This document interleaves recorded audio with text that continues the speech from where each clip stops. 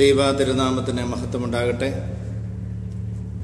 വീണ്ടും വരുന്നവനായ ക്രിസ്തുയേശുവിന്റെ അധന്യമുള്ള നാമത്തിൽ എൻ്റെ സ്നേഹവന്ദനം ഞാൻ മുന്നമേ അറിയിക്കട്ടെ. സമൂഹത്തിൻ്റെ പലതരത്തിലുള്ള പ്രയാസങ്ങളുടെ നടുവിൽ പിടിച്ചു നിൽക്കുവാനായിട്ട് സാധിക്കാതെ പീഡ അനുഭവിക്കുന്ന ജനതയെ ഓർത്ത് പ്രാർത്ഥിക്കുവാൻ നമുക്കെല്ലാവർക്കും കടമയുണ്ട് എന്ന് പ്രത്യേകമായിട്ട് ഞാൻ ഓർപ്പിക്കട്ടെ.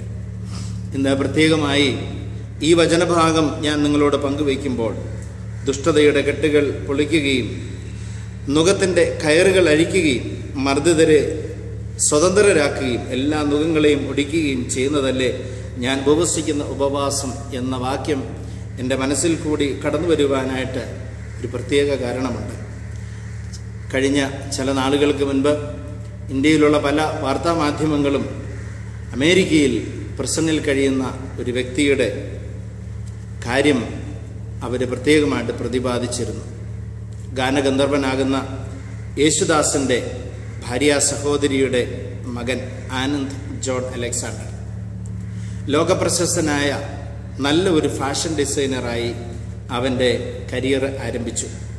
അവൻ തിരുവനന്തപുരത്തുള്ള ഹോളി ഏഞ്ചൽസ് കോൺവെന്റ് സ്കൂളിലും അതിനുശേഷം ചെന്നൈയിലുള്ള പത്മശേഷാദ്രി സ്കൂളിലുമൊക്കെ അവൻ്റെ വിദ്യാഭ്യാസം ആരംഭിച്ച് അവൻ്റെ ഉപരിപഠനത്തിനായി അവൻ അമേരിക്കയിലേക്ക് അവൻ യാത്രയായി. പാസൺ സ്കൂൾ ഓഫ് ഡിസൈൻ എന്ന് പറയുന്ന ന്യൂയോർക്കിലുള്ള ഫാഷൻ ഡിസൈൻ സ്കൂളിൽ അവൻ ചേരുകയും എല്ലാവരാലും പ്രീതി സമ്പാദിച്ചുകൊണ്ട് അവൻ അവൻ്റെ കരിയർ മുന്നോട്ട് കൊണ്ടുപോവുകയും ചെയ്തു. എന്നാൽ ഏകദേശം 6 വർഷങ്ങൾക്ക് മുൻപ് ഒരു സെക്സ് അബ്യൂസ് കേസിൽ അവൻ പിടിക്കപ്പെടുകയും അവനെ അമേരിക്കയിലുള്ള കോടതി 59 വർഷത്തേക്ക് അവനെ ജയിലിലടയ്ക്കുവാനായിട്ട് തീരുമാനമെടുക്കുകയും ചെയ്തു. പ്രിയമുള്ളവരെ, ചതിവിൽപ്പെടുത്തി ആണ് അവനെ ഇപ്രകാരം അവനെതിരായിട്ട് ഒരു കേസ് ഉണ്ടാക്കിയതെന്നും അവൻ ജയിലിൽ പോകേണ്ടി വന്നതെന്നും അനേകരിൽ നിന്നും വാർത്തകളിൽ നിന്നും ഒക്കെ എനിക്കും മനസ്സിലാക്കുവാനായിട്ട് സാധിച്ചു. നിങ്ങളിൽ പലരും ഒരുപക്ഷെ അറിഞ്ഞ ഒരു കാര്യമായിരിക്കാം ഇത്. ഞാൻ ഇന്ന് രാവിലെയും അവൻ്റെ അമ്മ പ്രിയപ്പെട്ട ശശി എന്ന് പറയുന്ന സ്ത്രീയുമായിട്ട് ഞാൻ സംസാരിച്ചു. ആ പ്രിയ സഹോദരി മകൻ്റെ വരവിനെ ഓർത്ത് വളരെ വേദനയോടുകൂടി കാത്തിരിക്കുന്നു. പ്രിയമുള്ളവരെ, ചെയ്യാത്ത തെറ്റിന് ശിക്ഷ അനുഭവിക്കപ്പെടേണ്ടി വന്ന ഒരു മകനാണ് ഈ പറയുന്ന ജോൺ. അവന് വേണ്ടിയിട്ട് വാദിക്കുവാൻ അമേരിക്കയിലെ നല്ല അഡ്വക്കേറ്റ്സുകളെ ക്രമീകരിക്കുവാൻ അവൻ്റെ കയ്യിൽ പണമില്ല. അങ്ങനെ അവന് ക്രമീകരിക്കുവാൻ സാധിക്കാതെ വന്നതുകൊണ്ടാണ് അവൻ തന്നെ അവൻ്റെ കേസിന് വേണ്ടിയിട്ട് വാദിക്കേണ്ടി വന്നതും ആ കേസ് അവൻ പരാജയപ്പെടേണ്ടി വന്നതും. പ്രിയമുള്ളവരെ, ഇന്നലെയും ന്യൂയോർക്കിൽ വെച്ച് അവൻ്റെ കേസുമായിട്ട് ബന്ധപ്പെട്ടുള്ള ചില പ്രൊസീജിയറുകൾ ഒക്കെ നടക്കുകയായിരുന്നു. അതിലൊക്കെയും ദൈവം വലിയ അത്ഭുതങ്ങൾ ചെയ്തുവെന്ന് അവൻ്റെ മാതാവിൽ നിന്ന് കേൾക്കുവാനായിട്ട് ഇടയായി. നാം ഒരുമിച്ച് നിൽക്കുകയാണെങ്കിൽ നമ്മുടെ കർത്താവിൻ്റെ ഉയർത്തെഴുന്നേൽപ്പിനെ, ഈസ്റ്ററിനെ നാം കൊണ്ടാടുന്നതിന് മുൻപ് ഈ മകന് വേണ്ടിയിട്ട് വലിയൊരു കാര്യം എനിക്കും നിങ്ങൾക്കും ചെയ്യുവാനായിട്ട് സാധിക്കും. പ്രിയമുള്ളവരെ, ലോസ് ഏഞ്ചൽസിലെ കോടതിയാണ് അവനെതിരായിട്ട് ഇപ്രകാരമുള്ള ഒരു വിധി എഴുതിയത്. ആ നിയമത്തെ നാം ഒരു രീതിയിലും നാം വിമർശിക്കുന്നില്ല.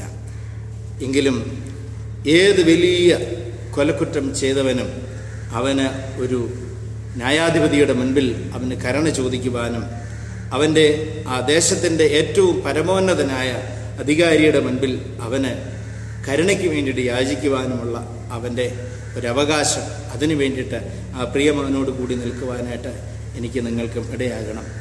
1,00,000 പേരെങ്കിലും ഒരുമിച്ച് അമേരിക്കൻ പ്രസിഡന്റിൻ്റെ വെബ്സൈറ്റിലേക്ക് ഒരു പെറ്റീഷൻ അയക്കുകയാണെങ്കിൽ, പ്രത്യേകിച്ച് അമേരിക്കയിലുള്ളവർ ചേർന്ന് അയക്കുകയാണെന്നുണ്ടെങ്കിൽ ഈ മകൻ്റെ റീട്രയൽ എടുക്കുവാനും അതിനു വേണ്ടിയിട്ട് ഉള്ള മറ്റ് ക്രമീകരണങ്ങൾ ചെയ്യുവാനും സാധിക്കുമെന്ന് എനിക്ക് വളരെ പ്രിയപ്പെട്ട ചിലരിൽ നിന്ന് കേൾക്കുവാനിടയായി.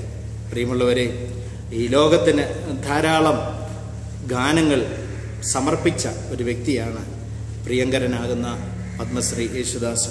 അദ്ദേഹം 30-ലധികം വർഷങ്ങൾക്ക് മുൻപ് പ്രകാരം ദൈവത്തിൻ്റെ വചനത്തെക്കുറിച്ച് ഒരു പാട്ടുപാടി. പ്രായലേഖനത്തിൽ പറയുന്ന ഇരുവായ്ത്തലയുള്ള ഏതു വാളിനേക്കായാലും മൂർച്ചയേറിയ സന്ധിമജ്ജകളെ തുളച്ച് കയറുന്ന ആ വചനത്തെക്കുറിച്ച് യേശുദാസ് പാടിയ പാട്ടിൻ്റെ ഒരു ഈരടി പ്രകാരം പറയുന്നു. നീതിതൻ പേടകവാതിൽ തുറന്നു, അനീതിക്കെതിരെ ശബ്ദമുയർന്നു.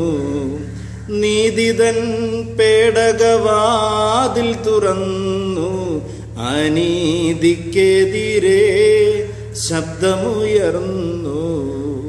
വാക്കുകളാലേ വീജികൾ മാറി, ന്യായാസനങ്ങൾ ഞെട്ടി വിറച്ചു.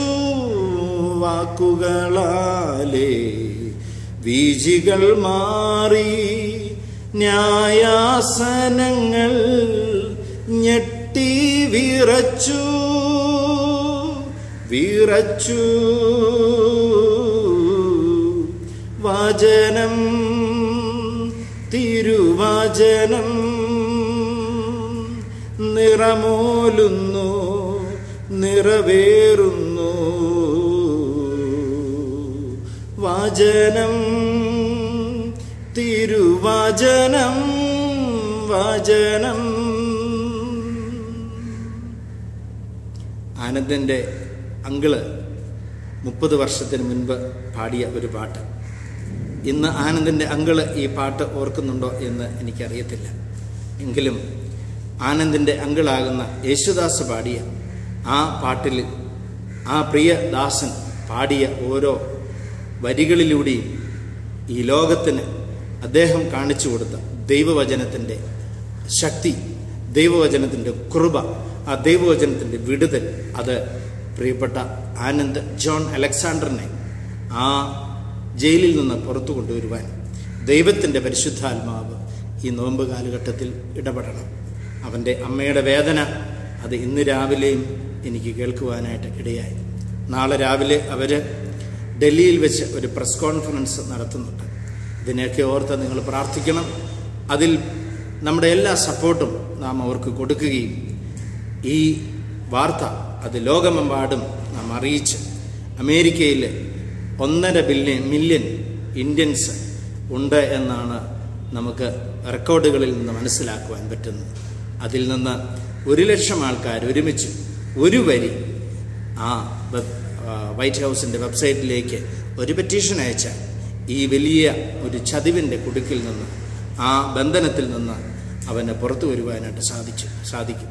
പൗലോസും ശീലാസും തടവറയിലായിരുന്നപ്പോൾ സഭ ശ്രദ്ധയോടുകൂടി പ്രാർത്ഥിച്ചപ്പോൾ തടവറയുടെ വാതിൽ തുറന്ന് അവർ പുറത്തു വന്നതുപോലെ എല്ലാ ബന്ധനങ്ങളും നുകങ്ങളും അഴിക്കപ്പെട്ട് ആനന്ദ് ജോൺ എബ്രഹാമും ആനന്ദിനെ പോലെ ചതിവൻ്റെ തടവറകളിൽ കഴിയുന്ന അനേക ദൈവമക്കളും ഈ നോമ്പ് കാലഘട്ടത്തിൽ അവരെ അഴിക്ക് പുറത്തു വരുവാൻ നമുക്ക് പ്രാർത്ഥിക്കാം. വേദനയിൽ കഴിയുന്ന പ്രകാരമുള്ളവരുടെ കുടുംബങ്ങളെ ഓർത്ത് നമുക്ക് പ്രാർത്ഥിക്കാം. നമ്മെ എല്ലാവരെയും ഈ വലിയ നോമ്പ് വിശുദ്ധിയോടുകൂടി കൃപയോടുകൂടി മുന്നോട്ട് നയിക്കുവാൻ ദൈവത്തിൻ്റെ പരിശുദ്ധാത്മാവ് നമ്മെ എല്ലാവരെയും സഹായിക്കുമാറാകട്ടെ.